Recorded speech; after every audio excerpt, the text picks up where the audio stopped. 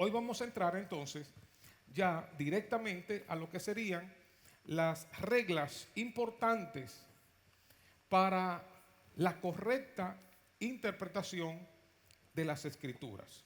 Y vamos a ver diferentes reglas. La primera regla es que es necesario estudiar cada texto en relación a su contexto. Esta es la primera regla. ¿Lo podemos decir juntos? Es necesario estudiar cada texto en relación a su contexto. Esto es sencillo, ¿verdad? Y hay varios tipos de contextos. Hay un contexto que es el contexto inmediato, que son los versículos que preceden y siguen a un versículo específico. Son los textos que están antes y después de un texto. Por ejemplo, si yo les digo a ustedes, José se murió. ¿Qué ustedes entienden por eso? José se murió. Bueno, que José se murió, ¿verdad? Pero hay que ver cuál es el contexto. Si yo les digo el contexto completo y les digo, José fue al campo y se murió de la risa gozando con todos los chistes y cuentos junto con todos sus amigos. ¿Se dan cuenta? ¿Cómo puede variar una interpretación cuando uno chequea el contexto? Lo que quiere decir, lo que se dijo antes y lo que se dijo después. Si solamente leemos, escuchamos una parte sin leer lo que se dice arriba y abajo, podemos equivocarnos muy fácilmente. José se murió. Wow, tú no sabes que José se murió. Solamente vimos esa parte y ya. Por ejemplo, hace muchos años yo tuve una conversación con un testigo de Jehová. Ustedes saben que los testigos de Jehová no creen que Jesucristo es Dios. Y yo estaba haciendo énfasis, yo era un nuevo creyente realmente, pero conocí un poquito de la palabra. Y yo estaba haciendo énfasis en cuanto a la importancia de Jesucristo. Que Jesucristo es Dios, que Jesucristo es el medio que Dios ha enviado para que nosotros seamos salvos. Y ese hombre, un señor mayor, un maestro, ¿verdad?, de esa secta, me citó este texto que ustedes tienen ahí. Primera de Corintios, capítulo 15, versículo 19. Eso me pasó a mí, no es que alguien me lo contó. Me dijo, pero ¿qué tanto tú me estás hablando de Jesucristo? Mira lo que dice la Biblia. Si en esta vida solamente esperamos en Cristo, somos los más dignos de conmiseración de todos los hombres. ¿Qué les parece ese texto? ¿Qué es lo que está diciendo ese texto? Lo que está diciendo es, obviamente, que si yo estoy esperando solamente en Cristo, soy digno de pena. Eso es lo que está diciendo el texto. Eso no es. Eso es lo que está diciendo el texto. Asimismo, como dice ahí, si estamos esperando solamente en Cristo, somos los más dignos de conmiseración, de pena, de lástima. Ahora, cuando uno lee el contexto, ¿qué es lo que está diciendo el apóstol Pablo? Dice el versículo 16, ahí mismo, 1 Corintios 15, porque si los muertos no resucitan, tampoco Cristo resucitó. Y si Cristo no resucitó, vana es, vuestra fe es vana. Aún estáis en vuestros pecados. Entonces también los que durmieron en Cristo perecieron. Si en esta vida solamente esperamos en Cristo, somos los más dignos de conmiseración de todos los hombres. Mas ahora Cristo ha resucitado de los muertos, primicia de los que durmieron es hecho, y sigue hablando de la resurrección de Jesucristo. ¿Se fijan cómo un texto sacado de contexto puede significar cualquier cosa? Por ejemplo, en Filipenses capítulo 4 y versículo 13. Un texto que a mí me encanta y yo sé que muchos de nosotros lo recitamos y lo decimos y es una gran verdad. Filipenses 4:13 dice, todo lo puedo en Cristo que me fortalece. Y es verdad. Con Cristo todo lo podemos, pero este texto está dentro de un contexto. Dice Pablo, porque Pablo en este tiempo estaba preso y estaba esperando una ayuda por parte de los filipenses que no había llegado porque el emisario se había enfermado en el camino y había tenido problemas y estuvo a punto de morir hasta que por fin recibió la ayuda, la ofrenda para su sostenimiento, y le está escribiendo dándole las gracias. Y le dice él: en gran manera, capítulo 4, versículo 10, en gran manera me gocé en el Señor de que ya al fin habéis revivido vuestro cuidado de mí, de lo cual también estabais solícitos, pero os faltaba la oportunidad. No lo digo porque tenga escasez, pues he aprendido a contentarme cualquiera que sea mi situación. Sé vivir humildemente y sé tener abundancia. En todo y por todo estoy enseñado, así para estar saciado como para tener hambre, así para tener abundancia como para padecer necesidad. Todo lo puedo en Cristo que me fortalece. ¿Se fijan ustedes el contexto?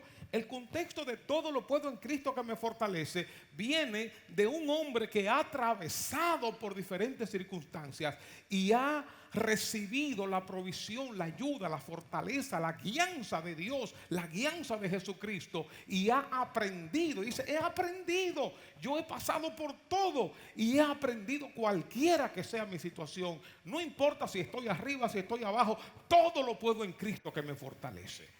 Es el resultado de un proceso de enseñanza. El todo lo puedo en Cristo que me fortalece no es una declaración mágica. Todo lo puedo en Cristo que me fortalece. No, claro que sí, que Dios está con nosotros y nos ayuda en todo. Pero esta declaración viene de una vivencia, de una experiencia, o más bien de una serie de experiencias. Por ejemplo, Mateo 18:18 dice que todo lo que atemos en la tierra será atado en el cielo, y todo lo que desatéis en la tierra será desatado en el cielo. Y eso está bien, es verdad. Pero eso está dentro de un contexto. Versículo 15: si tu hermano peca contra ti, ve y repréndele estando tú y él solo. Si te oyere, has ganado a tu hermano. Si no te oyere, toma aún contigo a uno o dos, para que en boca de 2 o 3 testigos conste toda palabra. Y si no los oyere a ellos, dilo a la iglesia. Y si no los oyere a la iglesia, tenle por gentil y publicano. De cierto os digo que todo lo que atéis en la tierra será atado en el cielo, y todo lo que desatéis en la tierra será desatado en el cielo.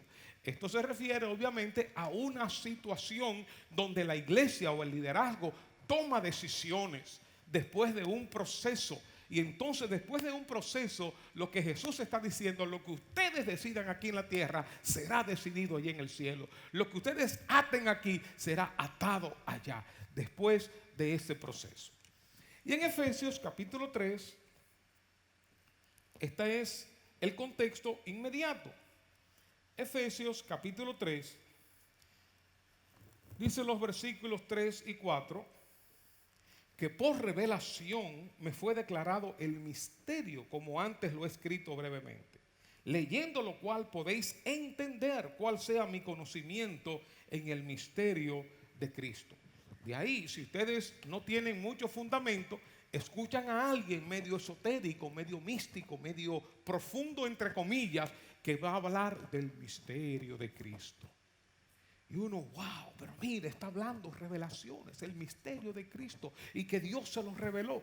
Pero cuando uno lee el contexto de lo que está hablando aquí, dice el versículo 5: misterio que en otras generaciones no se dio a conocer a los hijos de los hombres, como ahora es revelado a sus santos apóstoles y profetas por el Espíritu. ¿Cuál es el misterio? Que los gentiles son coherederos y miembros del mismo cuerpo y copartícipes de la promesa en Cristo Jesús por medio del Evangelio. Ya, ese es el misterio. Que nosotros, que no somos judíos, tenemos parte en la cola. Tenemos parte en los planes de Dios, en los propósitos de Dios, que antes los judíos pensaban que eso era solamente para ellos. Pero no, no es solamente para ellos. Dios tenía esto dentro de sus planes, pero estaba velado. Era un misterio que ahora se reveló. Fíjense qué sencillo. Cuando uno lee el contexto, ¿de qué se trata el misterio? Que nosotros los gentiles somos parte de los planes y propósitos de Dios a través de la predicación del Evangelio, que nos alcance también a nosotros. Contexto inmediato. Por eso se ha dicho que un texto fuera de contexto es un pretexto. Tú puedes enseñar cualquier cosa si tú agarras un texto de la Escritura.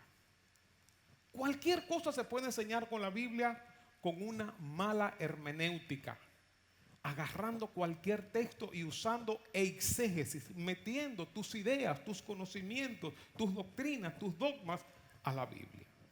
El segundo tipo de contexto es el contexto del libro.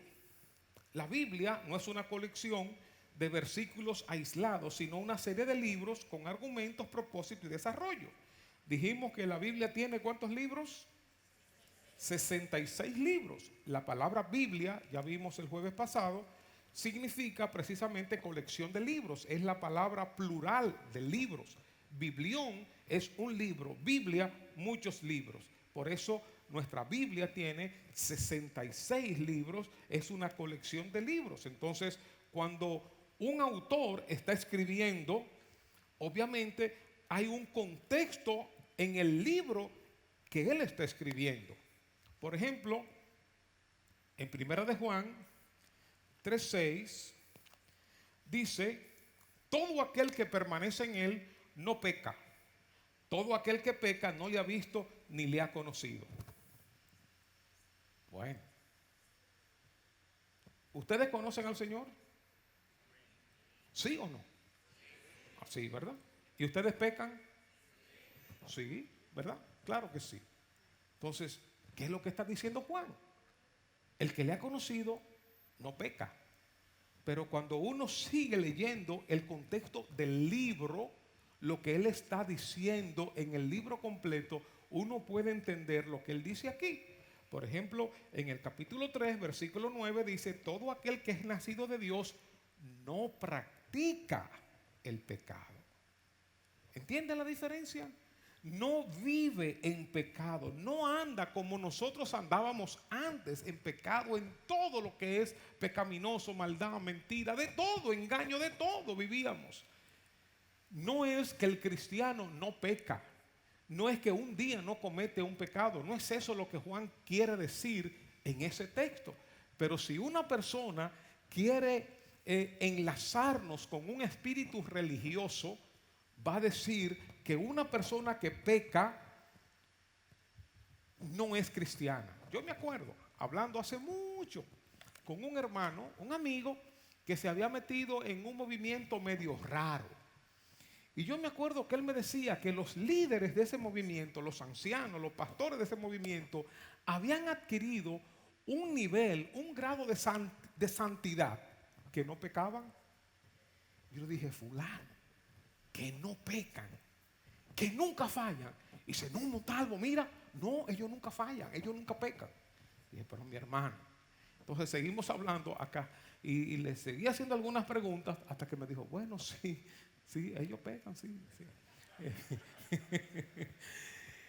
Porque uno tiene que ver el contexto del libro completo. Por ejemplo, dice en la misma carta de Juan, capítulo 2, bueno, el capítulo 1 primero, versículo 8: si decimos que no tenemos pecado, nos engañamos a nosotros mismos y la verdad no está en nosotros. Si confesamos nuestros pecados, Él es fiel y justo para perdonar nuestros pecados y limpiarnos de toda maldad. Si decimos que no tenemos pecado, le hacemos a Él mentiroso y su palabra no está en nosotros. En el capítulo 2, versículo 1 y 2 dice: hijitos míos, estas cosas os escribo para que no pequéis. Y si alguno hubiere pecado, abogado tenemos para con el Padre, a Jesucristo el justo. De modo que por un texto que dice que el que le conoce no peca, uno no puede sacar una conclusión apresurada sin ver el contexto del libro, qué es lo que el libro está diciendo, qué es lo que el autor está diciendo, qué es lo que Dios está diciendo en esa escritura. Y el último contexto es el contexto de la Biblia completa. La Biblia se interpreta a sí misma. Son las escrituras quienes mejor interpretan a las escrituras. Por eso cuando uno lee un texto y uno saca algún tipo de enseñanza o algún tipo de doctrina, uno tiene que examinar esa doctrina a la luz de toda la Biblia. Por ejemplo, en el Salmo 51, versículo 5, dice: he aquí, en maldad he sido formado y en pecado me concibió mi madre. Uno puede decir, bueno, pero entonces las relaciones sexuales son pecado. Pero no es eso lo que está diciendo el texto cuando uno examina toda la Biblia acerca del matrimonio, las relaciones sexuales y todo lo que Dios dice acerca de este tema. Entonces uno no puede llevarse porque un texto parece como que está diciendo algo y de ahí sacar una conclusión. Uno de nuestros propósitos como iglesia cristiana, uno de nuestros propósitos es que todos los miembros de esta congregación seamos cristianos pensantes, cristianos maduros, no cristianos crédulos.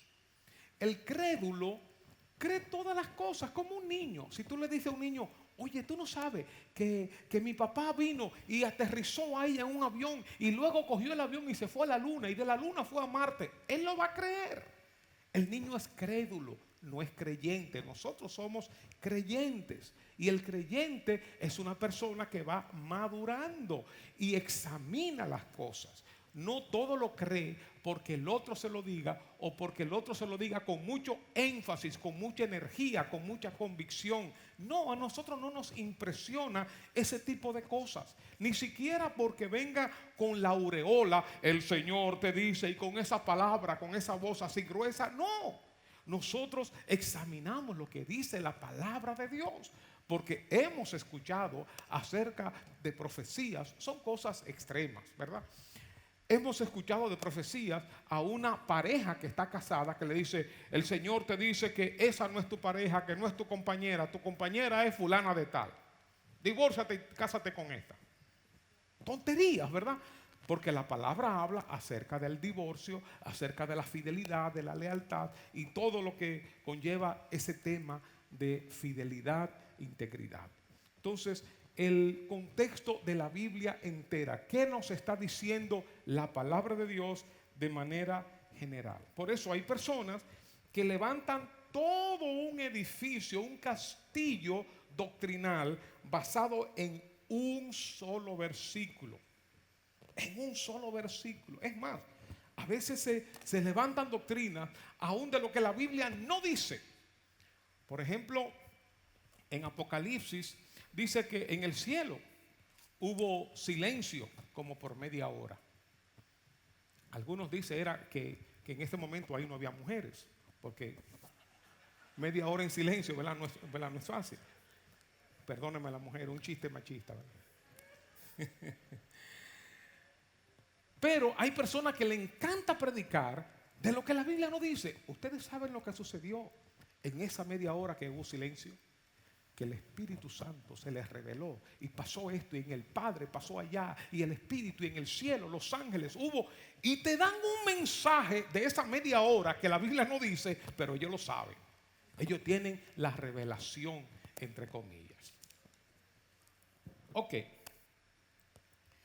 Por eso cuando estudiamos un texto no debemos sacar conclusiones doctrinales importantes sin chequear todo lo que la Biblia dice al respecto. Segunda regla, vamos a leerla todos juntos. Es necesario interpretar cada palabra en relación a la oración de la que forma parte. O sea, tomando en cuenta el conjunto de la frase. Cada palabra puede tener un significado diferente de acuerdo a la oración de la cual forma parte. Yo puedo mencionar la palabra pareja, pero dependiendo en qué contexto yo lo mencione, eso va a tener un significado o no. Puede ser una pareja de boxeadores, una pareja de luchadores, una pareja que está realizando un trabajo, un proyecto, una pareja de casados. Hay muchísimo significado, muchísimo contenido en una palabra, dependiendo del contexto donde tú lo pongas. Por ejemplo, aquí tenemos varios versículos. Y les voy a pedir rápidamente que ya sea en parejas precisamente de dos, o puede ser en grupitos de 3 o 4, que busquemos estos versículos rápidamente a ver qué quiere decir la palabra fe en estos textos y qué quiere decir la palabra sangre en estos textos. Es decir, si fueras a sustituir la palabra fe por otra palabra, ¿por cuál la sustituirías? Si fueras a sustituir la palabra sangre por otra palabra, ¿por cuál la sustituirías? ¿Qué significa la palabra fe y la palabra sangre en estos textos? Tenemos 10 minutos para esto, así que rápido a trabajar, sea en parejas, grupito de 3, grupito de 4.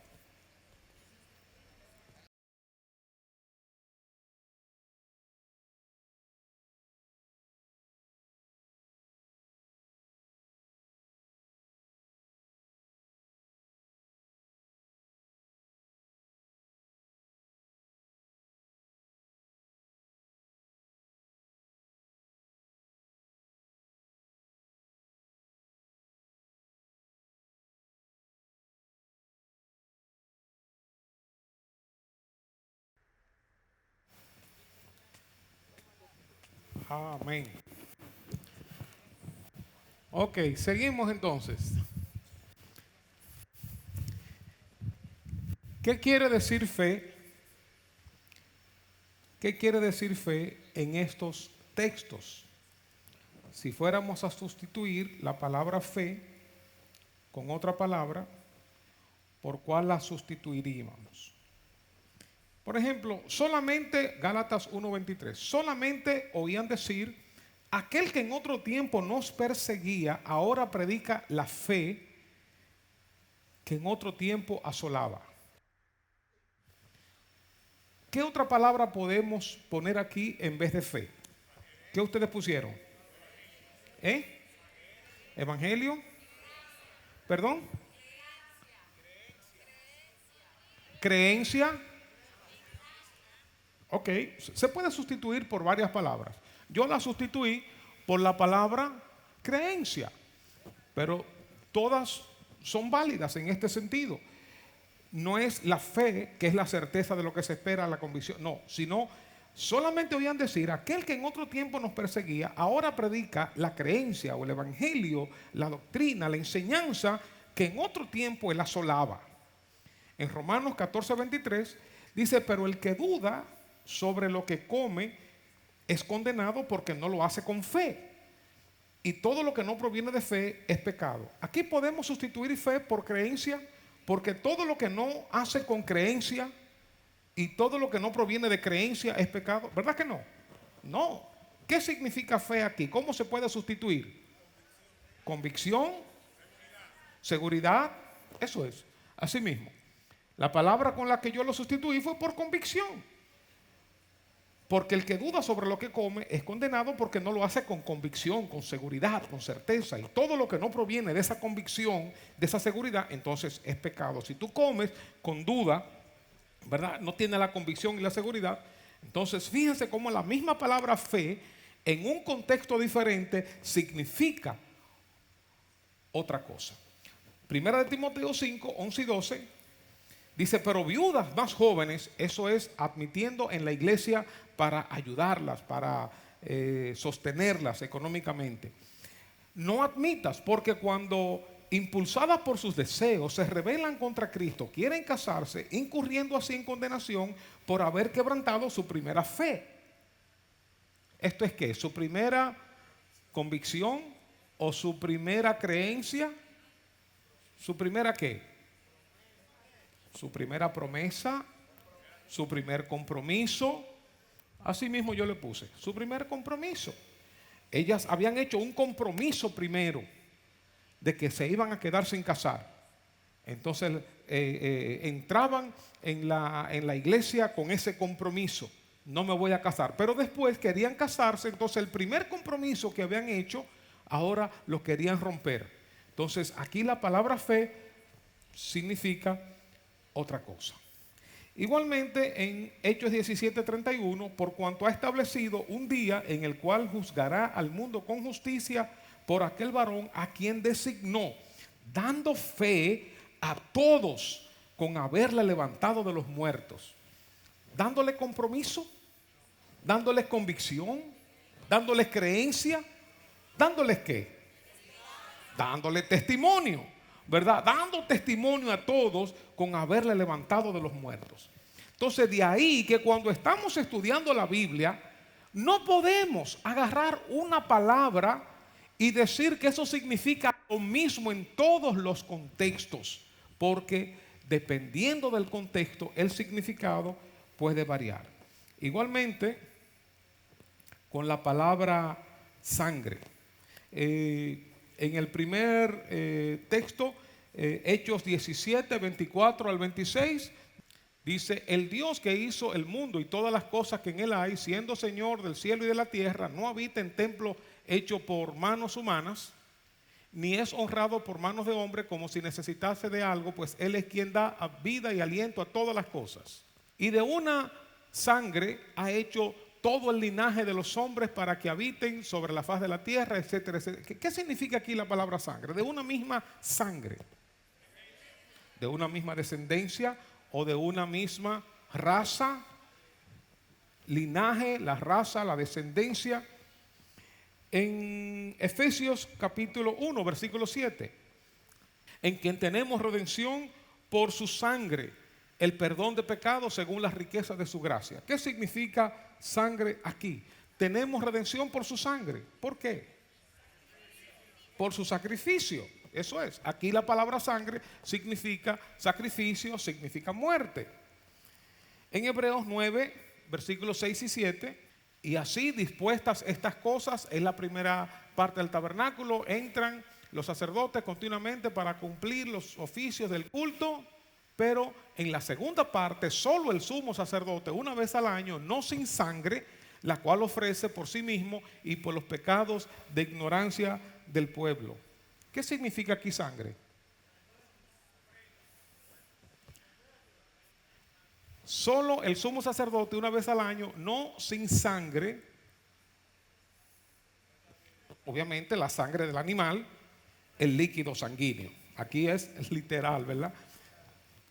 Lo que queremos decir es que una palabra puede tener diferentes significados dependiendo de la oración de la cual forma parte.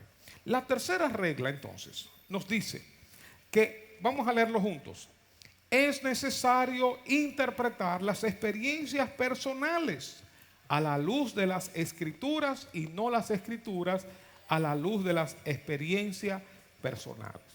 Digamos, suponiendo que en un momento dado, y a mí me ha pasado, en un momento dado tú estás orando por enfermos y tú sientes ponerle un dedo a la persona, quizás en la frente, algo que tú sientes en un momento dado, y tú le pones un dedo, y la persona recibe sanidad, recibe el toque de Dios. Y tú vienes y le pones la mano a otra persona con un dedo y recibe sanidad, recibe liberación, recibe lo que fuera. Esa fue tu experiencia personal. Lo que dice aquí, que las experiencias personales deben interpretarse a la luz de las escrituras y no las escrituras a la luz de las experiencias personales. Ahora, ¿qué sucede? Cuando yo veo que Dios me usa con un dedo, en primer lugar quiero hacer una norma para mí mismo. Wow, Dios sana a través de un dedo. Y entonces comienzo a buscar en la escritura, ¿dónde dice la Biblia acerca del dedo? Digo, bueno, en Lucas 11:20 dice más. Si por el dedo de Dios echo fuera a los demonios, ciertamente el reino de Dios ha llegado a vosotros. Encontré ya un dedo. Y busco San Juan 8:6. Mas esto decía tentándole cuando buscaron a aquella mujer que fue encontrada en el acto mismo de adulterio, para poder acusarle. Pero Jesús, inclinado hacia el suelo, escribía en tierra con el dedo. Ahí tengo ya la doctrina del dedo. Porque yo tuve una experiencia que Dios me usó sanando con un dedo, ahora busco textos bíblicos que hablen del dedo y ahora hago una doctrina. Esta es la iglesia del dedo. La iglesia que Dios usa, que Dios sana a través del dedo. Y ustedes lo van a ver. Entonces todo el equipo de administración, todos en la célula, todos están orando por los enfermos con un dedo. Y wow, pero mire, ¿de dónde salió esta doctrina? De una experiencia que una vez yo tuve, que busqué un asidero entre comillas en la Biblia, lo enseñé como doctrina y todo el mundo lo siguió. Ustedes se ríen, pero es así. Así es que se inician los dogmas. Así es que se enseñan las cosas sin mucho escrutinio y sin mucha búsqueda. Quizás tú tuviste una experiencia con el Espíritu Santo, recibiste al Señor de una manera, temblando, caíste en el suelo, cantando, un fuego en el cuerpo, lo que fuera. Y ahora tú quieres extrapolar eso a todo el mundo y tú buscas que cuando Daniel, Dios le habló, que tembló y que cayó al piso. Y uno busca todos los textos que apoyen mi experiencia. Entonces, la regla nos dice que es necesario interpretar las experiencias personales a la luz de las Escrituras y no las Escrituras a la luz de mis experiencias personales. Las experiencias personales obviamente son válidas, maravillosas, que Dios te use para sanar con un dedo. Gloria a Dios, claro que Dios lo puede hacer. Que tú recibas el Espíritu Santo temblando y que te caigas al piso, claro que Dios lo puede hacer. Lo que no podemos es hacer una doctrina de mi experiencia personal. Quizás yo tuve una experiencia personal orando a las 3 de la mañana y ahora mando a toda la iglesia a que ore a las 3 de la mañana porque a esa hora fue que Dios me habló. Algo gracioso. Yo les conté a ustedes de las experiencias que he tenido en Jarabacoa, caminando en un sendero, yo solito por ahí, como el Señor se me apareció, el Señor se me reveló. Bueno,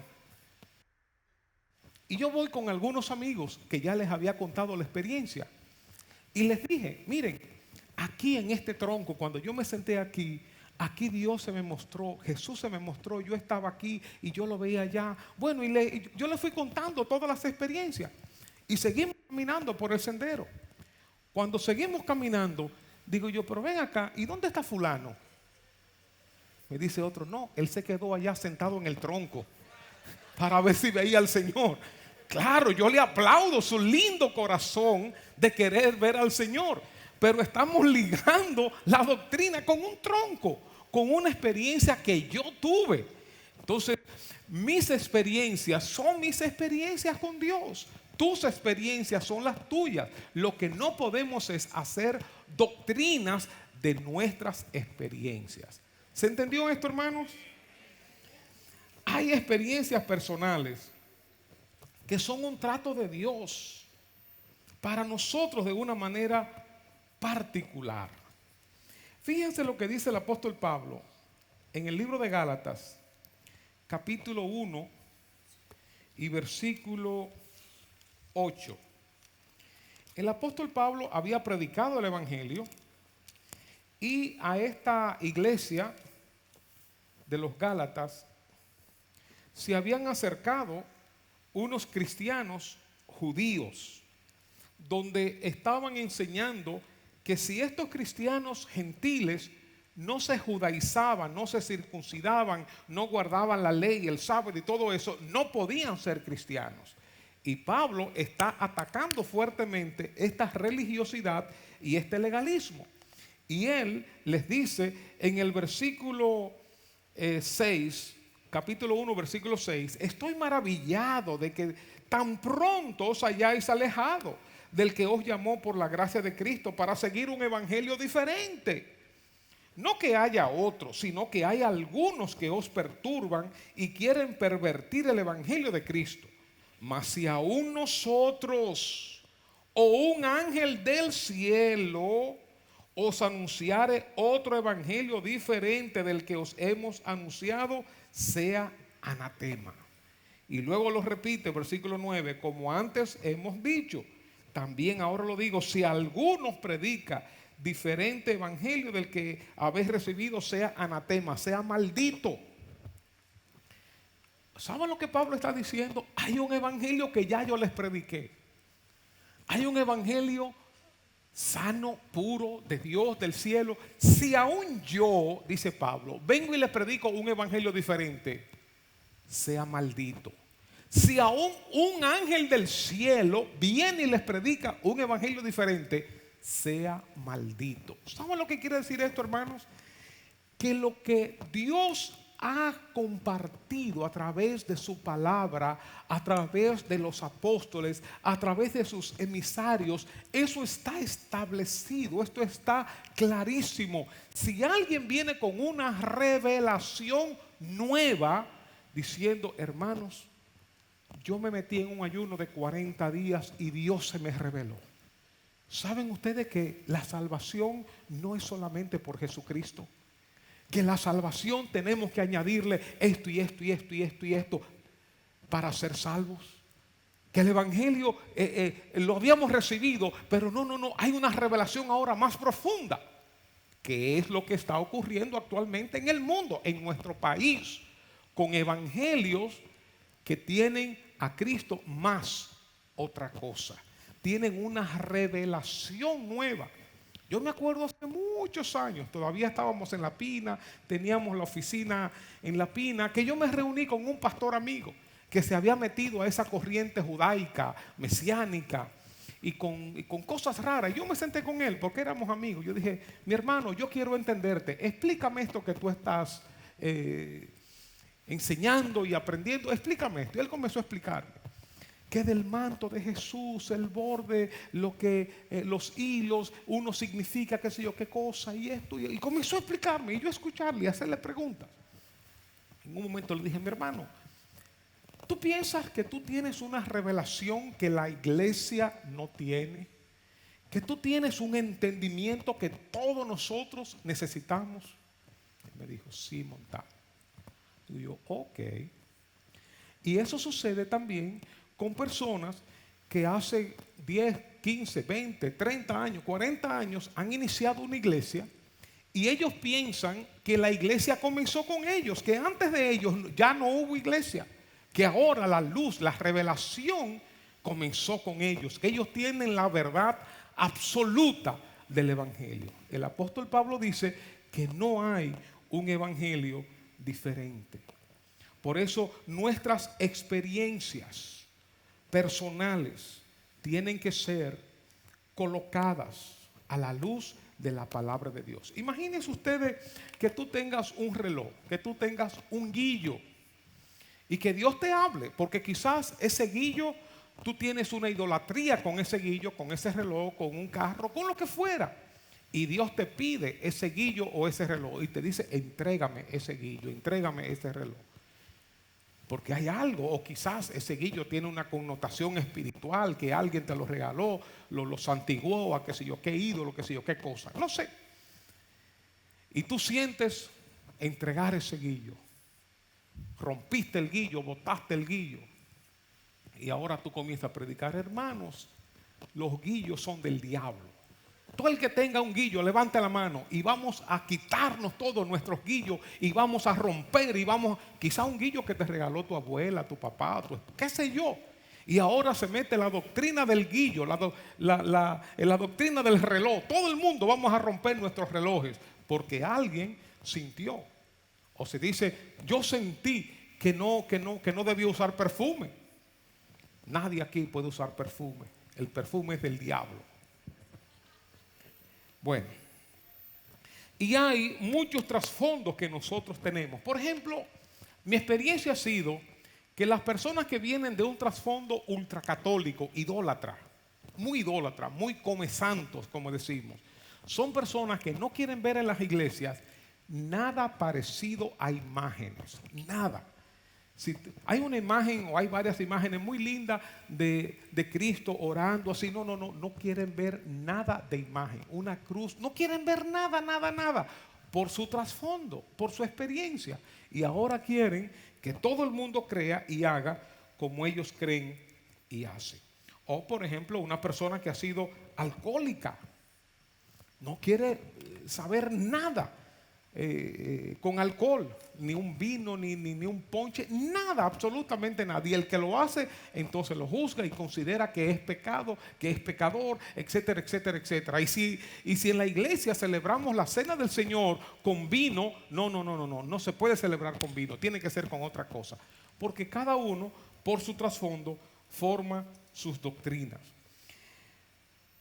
Las experiencias personales tienen valor, pero no para probar un punto doctrinal. Cada uno debe actuar de acuerdo a su conciencia y a lo que le está dictando el Espíritu Santo. Romanos 14 es un buen ejemplo para eso, donde el apóstol habla de los débiles y de los fuertes. El débil consideraba que no podía comer de todo tipo de alimentos, solamente legumbres. Y el fuerte sentía que podía comer de todo, carne de todo tipo. Igualmente en Corinto había un problema con el asunto de la carne y la carne sacrificada a los ídolos. Y siempre hay personas con una conciencia de una manera y otros con una conciencia de otra manera. Lo que uno puede tener su conciencia y su relación con Dios. Si tú decides no comer carne por la razón que sea por salud, sea por espiritualidad, por lo que fuera, eso es una cosa entre tú y Dios. Pero no podemos pasarle esa raya, esa regla a todo el mundo como si eso fuera algo bíblico. Las experiencias tienen su valor, pero no nos pueden llevar a trazarle doctrinas y pautas a todo el mundo. Déjenme terminar con esta cuarta regla el día de hoy. Y el jueves que viene seguimos con las otras. La cuarta regla, vamos a leerla juntos. Las escrituras solo tienen un significado y han de ser tomados en su sentido literal. Es decir, en cuanto sea posible, vamos a tomar las palabras en el sentido usual y ordinario que menciona la Biblia. Por ejemplo, en el Salmo 8, versículos 7 y 8, nos dice: ovejas y bueyes, todo ello, y asimismo las bestias del campo, las aves de los cielos y los peces del mar, todo cuanto pasa por los senderos del mar. Quizás ustedes han escuchado en algún momento algún mensaje que dice ovejas y bueyes, las aves del cielo. Las ovejas representan esas hermanas y esos hermanos jovencitos. Los bueyes son las personas maduras. Las aves de los cielos son los cristianos que ya se han encumbrado y tienen una relación con el Señor. Y ahí se van y se van y se van. Señor, ahí está hablando de ovejas, está hablando de bueyes, está hablando de aves, está hablando de peces. Eso es lo que está diciendo. Hay que tomar la palabra en su sentido ordinario, normal, natural. No vamos a buscarle 5 patas al gato. Imagínense que yo le diga a mi esposa, Rocío querida, te voy a llevar a cenar esta noche.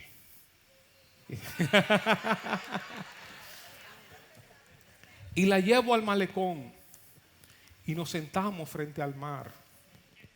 Digo, mira, vamos a alimentarnos de la naturaleza.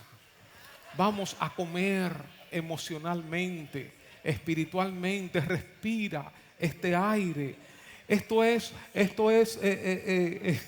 nutrición. Esto es alimento. Miren, me va a dar 2 patadas solamente, ¿verdad? Las cosas deben tomarse en el sentido natural, ordinario. Imagínense, Rocío y yo fuimos en el 89, creo que fue, en un barco misionero, el Buen Samaritano, y nosotros hicimos una travesía por Jamaica, Haití, bueno, y evangelizando, predicando. Imagínense ustedes que yo escribiera una carta a ustedes, a la iglesia: hermanos, Rocío y yo estamos aquí en el barco Buen Samaritano, estamos atravesando el mar, esto está tempestuoso aquí, pero luego llegamos a puerto seguro allá en Jamaica, y ustedes leen, wow, el matrimonio de los pastores tiene problemas. Ellos estaban en un mar de aflicción. en un mar de conflictos.